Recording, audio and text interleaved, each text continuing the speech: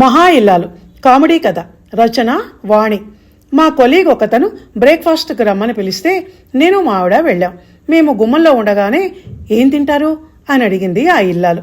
నేను మా ఆవిడ ముఖాముఖాలు చూసుకున్నాం. ఏదైనా ఓకే అన్నాను నేను. అయితే ఉప్మా చేస్తాను అంది ఆవిడ. మీ ఇష్టం అన్నాను.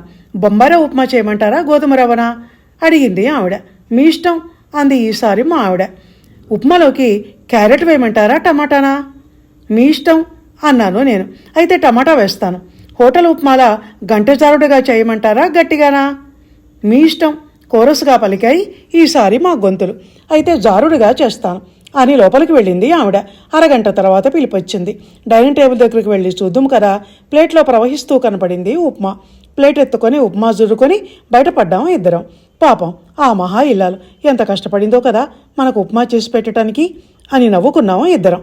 ధన్యవాదాలు.